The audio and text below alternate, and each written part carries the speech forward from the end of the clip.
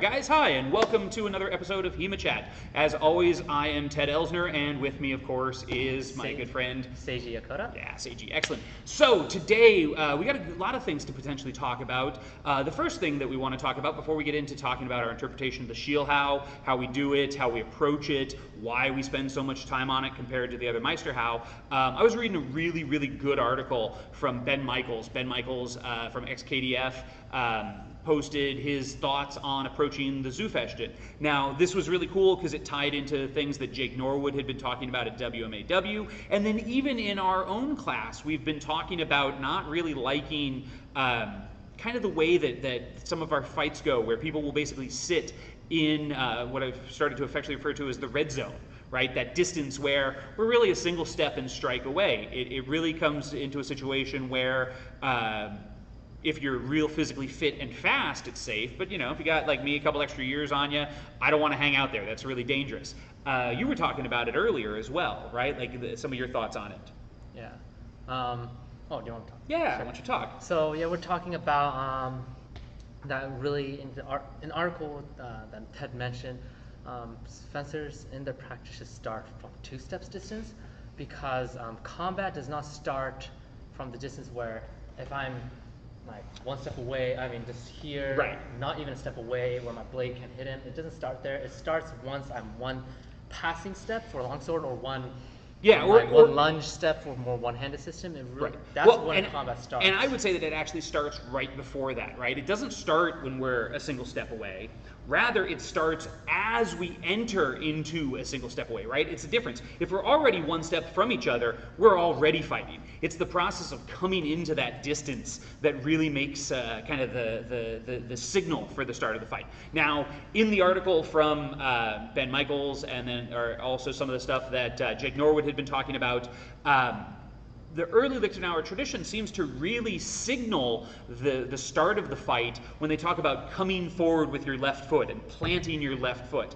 And so we've started to play around with that in our classes to already some amazing results. Basically forcing people when fighting, or even when drilling after the initial introduction of a drill, to get further away from each other. Don't start the drill a single step apart. I mean, it makes sense, right, why we do that. It's convenient. Sometimes we don't always have a lot of space. Maybe there are a lot of people. And starting a single step away is nice and easy. But as soon as we make them move out of that red zone of about a single step into 2 or more steps and actually approach in, and when you step forward and when you present that left foot, signal that, hey, I'm either going to come at you right now, or I might pause for just a moment to see what you do, changes up the whole game. And really exciting. I personally think that it fits really, really well with some of the way that Meyer discusses. In some of his plays, he mentions like when you can perceive that your opponent is 1 step away or a fathom step away. Right.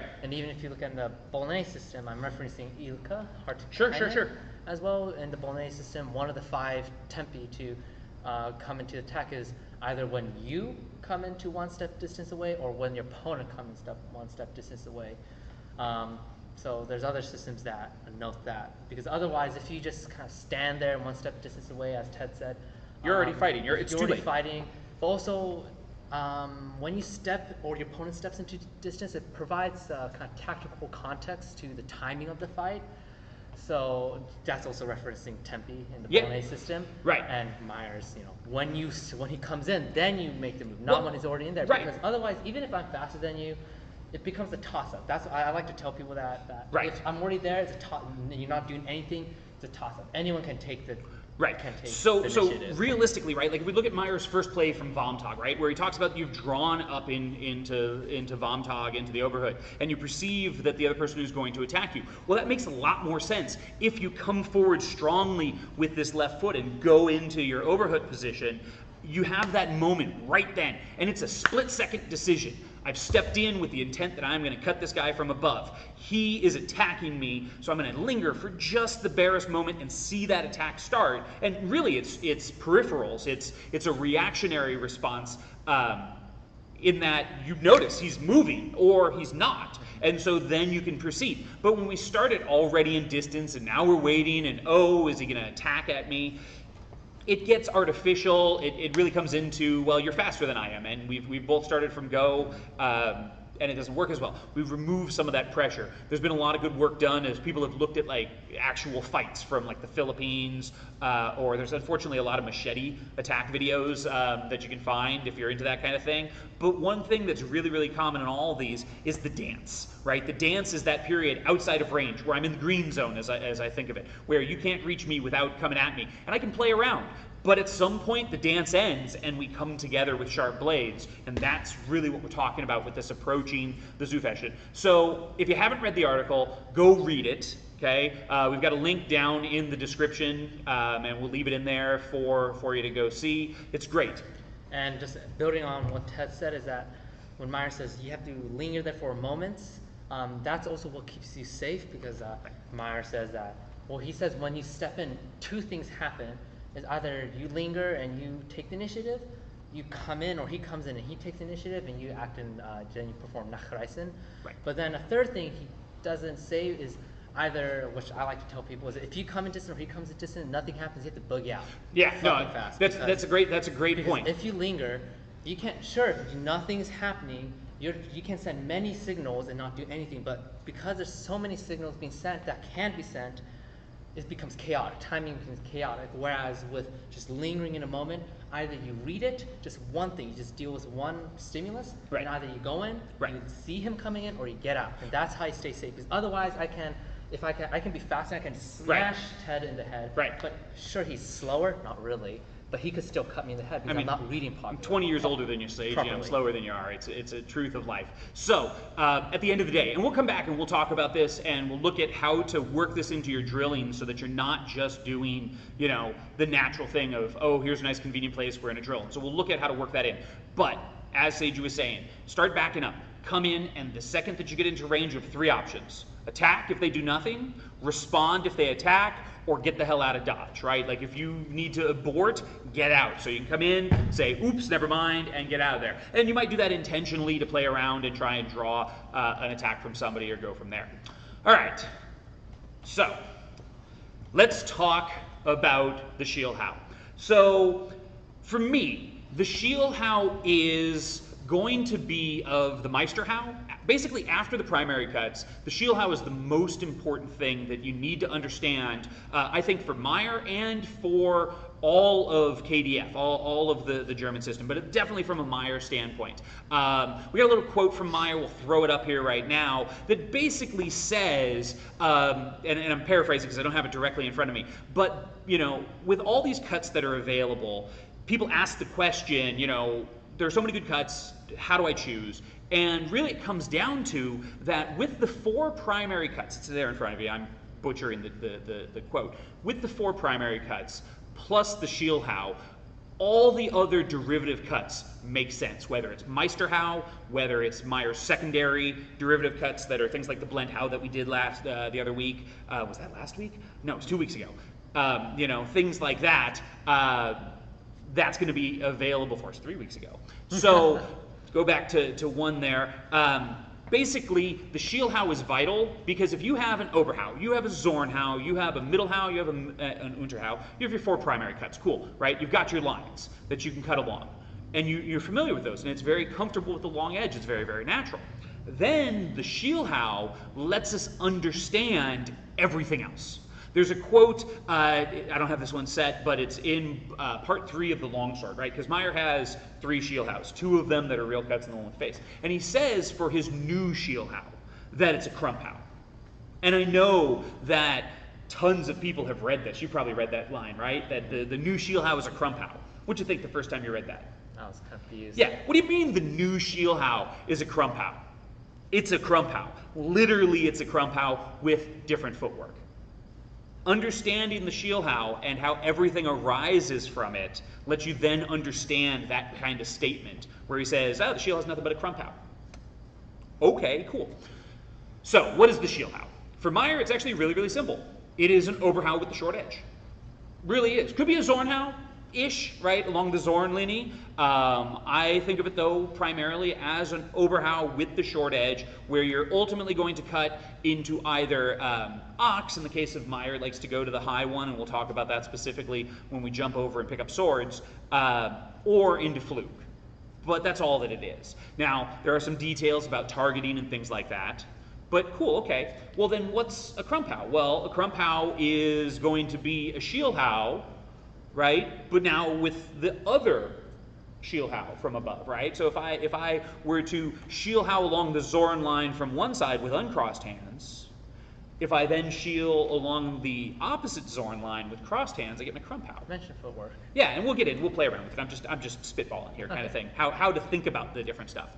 And then, well, what's the Zverik? Well, then the Zverik is a Schielhauw that comes along either your middle line or, even better, along, like Meyer says, is a rising cut along the Übersetzlinie. Live video. It's great for stutters. And so we're going to have those possible actions for us to go with. So that gets us all. And then all the derivative cuts are going to be from there. So let's grab some swords and let's talk about the Schielhauw. So go ahead and take us to our technique of the week.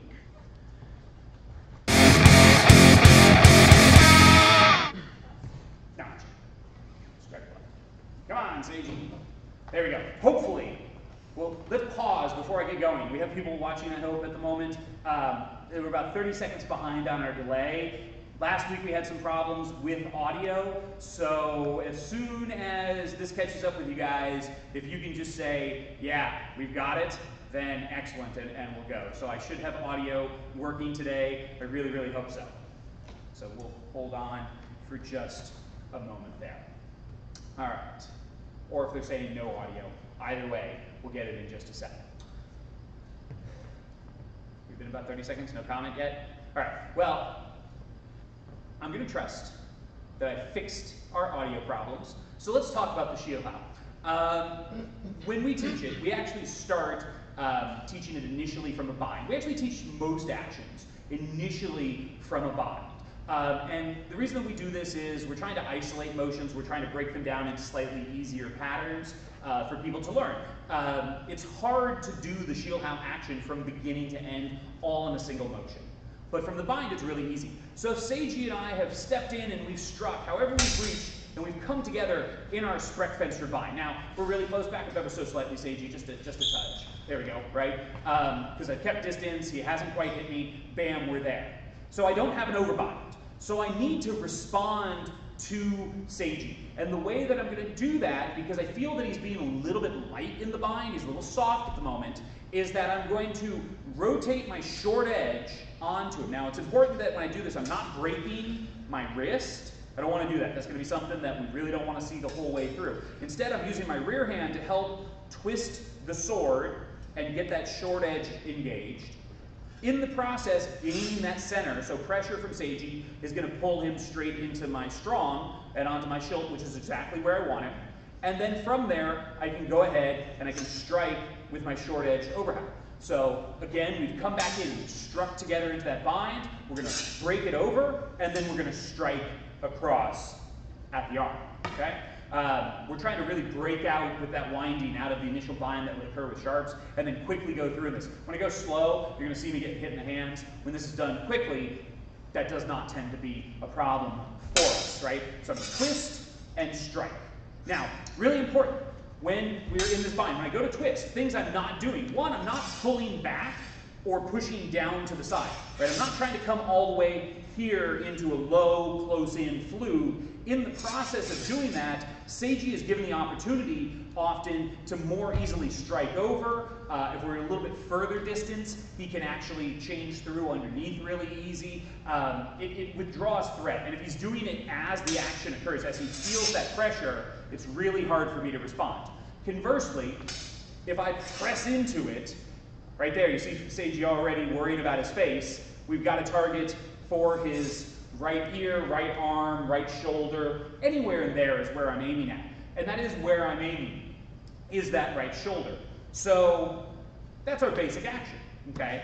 When I do it as a cut, if Seiji is sitting already presenting me with Flug, or, right, he's in Grotto Versetzung. Now, obviously we're really, really close at this distance, but talking about the way that I was just saying of approaching this, go back to Flug real quick, Seiji, okay? Right, and a comfortable Flug, right? One that's not all the way in my face already, right? That you might be ready, maybe an earlier one where you might be wanting to thrust me. Let's say that I'm back out of range, and I'm dancing around back here out of range where Seiji can't reach me. And then I come forward and I show intent that I'm going to attack Seiji. From here, he might immediately stab in my face, right? Put that point right forward. Oh crap, this is something that I have to deal with immediately. So we'll just pause back into it, right? From here, I'm immediately going to start this Shieldhau action, which was the same that I was doing before, right? Before I was in the bind already and winding. Well, I'm just going to make one change. Now I'm going to start my wind first to get that short edge to engage and strike in the process. Now, I start moving the sword first. It's very important for me that this sword is coming in first and then I'm following behind it, not that I'm stepping at the same time, because if I'm a little too slow, Seiji stabs me, or even if I get out there first, maybe he changes through, right, and now I'm worried about that point. Now, Meyer tells us that's specifically how you defeat the Schielhauw. Of course, the counter to that is as soon as he goes to change, I'm right back in, and then we go. So the step has to happen right afterwards. So from both of those, they come together really, really nicely. The winding initially kind of chunks up the bits of information for your student so that they understand things that they're looking for, right? They're looking for this presence in the bind that is sending it forward. That when I do it for real, I'm not striking across into a low Shieldhau position, because that makes it really easy for Seiji to just avoid or strike ground. Even better, avoid Seiji, right? As I come in, he just changes through. There's no threat at him, right? Versus I come forward and put the point right in his face. I want to provide that threat. I want him to now be worried and pop it back. Yeah, if he goes through underneath, we can change. You know, there's numerous things that we can do. If he ends up pulling it away, it's awesome. A quick change and a thrust, or even if he's knocked it too far to the side, we can strike around. We can also wind into Meyer's new Shieldhau and come at it from the other side. The outer windings, basically. And so this also helps you to learn Meyer's new Shieldhau. So again, if the point is forward, and we came into now a bind from the other side, now when I go and I wind the short edge on, right, it targets the other side, and so we get that new Shieldhau striking across with crossed hands, which is our crump, right? Because if I crump the same thing, it's going to be that crossed hands, but instead of targeting his left shoulder, I can target his right shoulder if I'm striking to the body or to the sword, either way. They're the same thing. So, Shieldhau gives us Crumpau. Awesome. Okay, that's easy. It also gives us the circle. If I'm back in that bind, and let's say I misread Seiji, and he's not being as soft as I thought he was being. And so I go to wind, and I shoot for it. Well, there's no way I can reach his right shoulder. But I can aim at that left shoulder and really potentially rub against it, hopefully in the response then getting him to force to the side to strike to the hands. Now, for the circle, Meyer has a sometimes step to the left, he sometimes has a step to the right. This is again where you have to read your opponent. If Seiji starts to perceive that and quickly goes to parry, right, then he will step back. So quick parry, right, on it. So I go and I strike, he parries, then I'll step to my right. If he's slower, I can step to my left. And so Meyer gives us both of those options. You have to read your opponent and see what they're going to do on that action at that time, okay? So far, all of my Shieldhaus I'm going into Flug. What about going into Ox? Personally, I don't like the Ox shield very much, unless I know that the person is trying to strike me in the head, right? If Seiji's throwing a cut at my head, right, and specifically at the upper opening, right, the upper opening, when Meyer divides it in 4, then when that comes in, striking a shield high makes absolute sense, right, where we can get in there and counter. And again, I'm aiming for his right shoulder so that any pressure from him will come and push me onto his head or his left shoulder. Throw a really high Zornhau, especially, right? Bam, we're right through, and we'll strike, and we'll hit high. If we do that with a step out, right? Bam, there it is. And we end up in Meyer's plate, right? Where we're striking. I don't like this one, though, if I think that Seiji's going to throw it at my shoulder. If I try that one at the shoulder, I might catch. But I find that it has a tendency, if I don't get a bind, or if I don't take a big enough step, to get stuck in the chest. So if I think that he's going to throw it at my shoulder, I'm just going to come into about a long point style one and drop it towards a forward flug and catch him in the process. So this is one of those situations where I think Meyer's one in longsword is going to be influenced by the part where he talks about throwing most of the cuts to the upper openings. Okay? Let's see. Do we have any questions? Anything so far? We're doing good? Good. All right, excellent.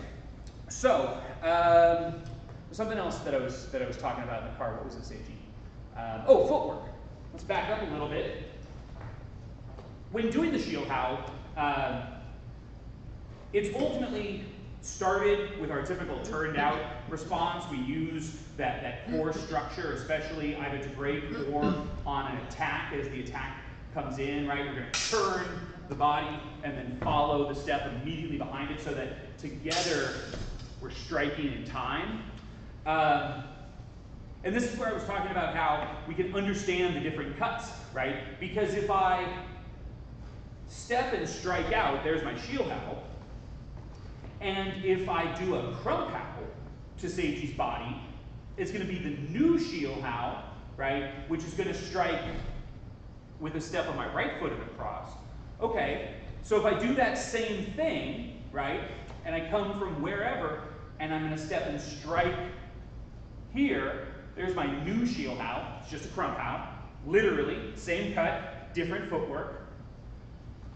I can also then give myself a Krumpau on my right side by doing my old Shieldhau if I want. So if Seiji strikes or changes in, I can crump to this side with a short edge strike, or a long edge strike to the sword. We'll come back to talk about why long to the sword, short to the body makes a lot of sense in a future chat. Yeah, anything to add? Let's see, it's kind of hard to digest.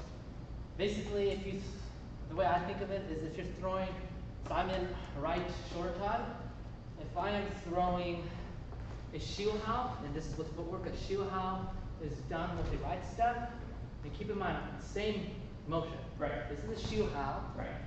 This is a Krumpau. Sure. This is a Shieldhau. Okay. This is a Krumpau. Yep.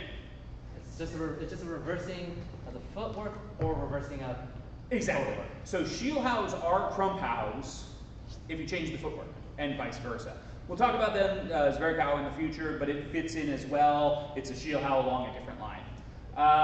So I think that is good if we have no questions on that. Let's go ahead and move on a little bit, and let's talk about a little bit of heresy, right? Because this question comes up. So give me the heresy of the week. I think it's 5, whatever, heresy of the week.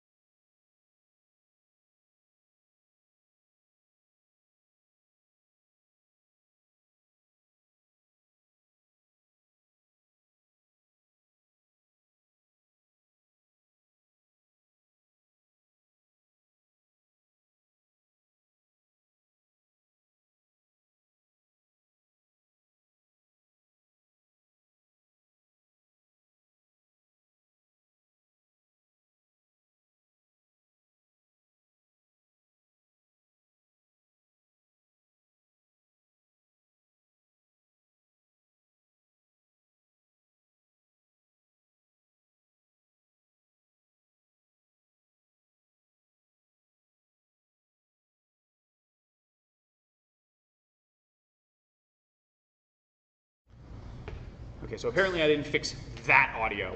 So we'll try it from here, right? So we're talking about the thrust, okay? The thrust in Meyer. Where does he do it? Why do we do it, more importantly? So he does, right? I don't want to get into the argument of why he does or doesn't, but the simple answer is Meyer tells us to thrust. He tells us to thrust because in his day, the problem was Italians that were coming along and learning and stabbing people, right? And so you needed to learn how to thrust to respond to them.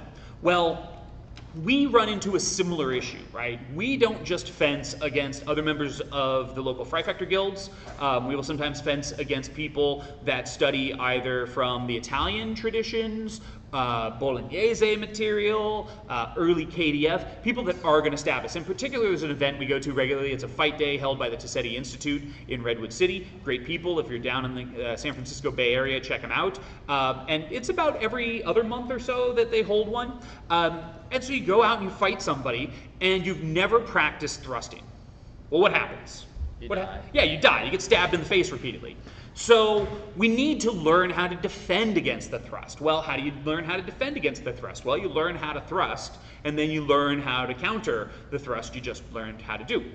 Beyond that, though, there's a bigger issue.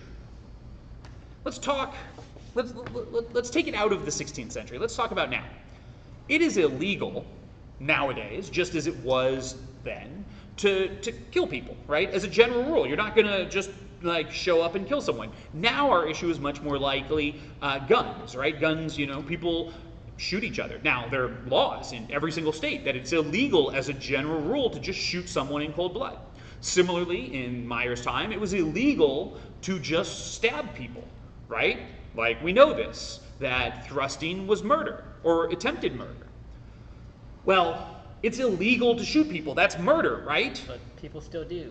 Yeah, right? People get killed every day with guns. Now, this is not a screed against guns. This is rather actually a encouragement to learn what you are facing. You think that just because it was illegal to stab people in Meyer's day, that people weren't going around stabbing other people? No, we know people were. We have records of people doing it. And Tolzi's book? Right? If you haven't read it, Ann Tolzi's book. Martial Ethic of Early Modern Germany. Yeah, Martial Ethic of Early Modern Germany. Great book, kind of hard to get sometimes. People stabbed in there, but also people didn't just randomly stab, just like today. They followed a escalation of violence. You know, you first do verbal insult. Right. Then maybe you brandish your sword by opening your cape, or maybe today you show your holster. Right. Maybe, I don't know, push Ted. Right, now we're escalating, right? Now it's starting to Ted. Now we're starting to escalate. Then he punches with a closed fist, and then maybe, you know, Seiji pulls a knife, so I pull a longer sword or a gun. And then it follows a socially acceptable norm of when can you stab.